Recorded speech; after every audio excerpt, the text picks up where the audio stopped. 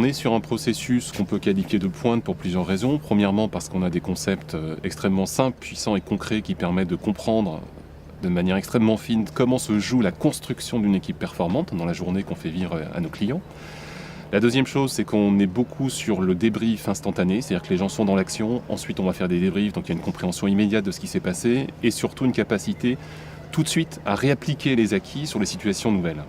Donc on enchaîne les situations, ce qui permet d'ancrer, d'approfondir, d'expérimenter et de voir à quel point on développe la performance d'équipe rapidement, aussi par l'expérimentation. C'est vrai que dans le déroulé pédagogique, du coup, cette performance, on la traduit dans différents rôles, c'est-à-dire qu'en fait on va faire passer chaque équipier, chaque personne sur différents rôles à bord du bateau, à la fois équipier, à la fois barreur, à la fois leader du bateau. Et dans chacun des rôles, lui-même va comprendre du coup ce qu'il apporte à l'autre et ce qu'il a besoin aussi de l'autre.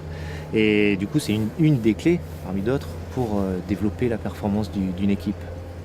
Et j'ajouterais que beaucoup de leaders en fait apprécient le fait de passer en position d'équipier parce que quelque part ils ont oublié ça. C'est-à-dire ils redécouvrent ce que sont les besoins d'un équipier et du coup comment eux doivent se comporter en tant que manager d'équipe. L'objet de la formation, c'est qu'effectivement on va travailler sur la cohésion d'équipe dans la journée ou dans les 2 jours, mais on va en même temps donner les clés à chacun pour comprendre ce qui s'est passé et comment reproduire cette performance d'équipe dans l'entreprise. Au bout d'une journée, on a compris comment on rend une équipe autonome, on a compris comment se développer une équipe et par quel stade elle passait, on a compris quelle était la position du leader dans le développement de cette équipe, et puis on a compris les 3 facteurs clés qui font que un individu dans l'équipe, il a envie de s'engager et de contribuer au collectif. Dans la pédagogie, ce qu'on essaye de faire passer, c'est d'essayer chacun à comprendre où est la performance de l'équipe et lui où est-ce qu'il en est par rapport à l'évolution de cette performance en tant qu'individu, sa performance individuelle, il en est où. Donc il y a plusieurs mises en situation. Juste prendre un exemple qui plaît beaucoup, c'est qu'à un moment donné, en fait, souvent, on va faire barrer la personne les yeux bandés.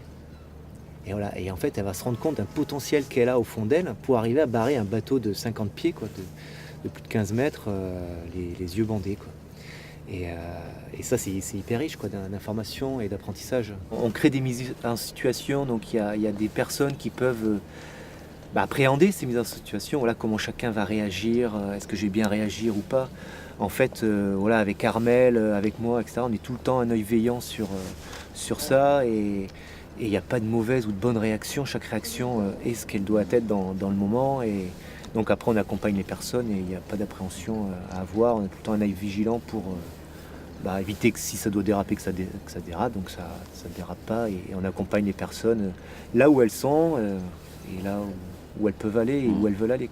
La qualité de l'encadrement finalement fait qu'on offre un espace qui est complètement sécurisé où les gens peuvent s'exprimer, oser, dans le respect les uns des autres et c'est un élément qui contribue grandement au succès de la journée.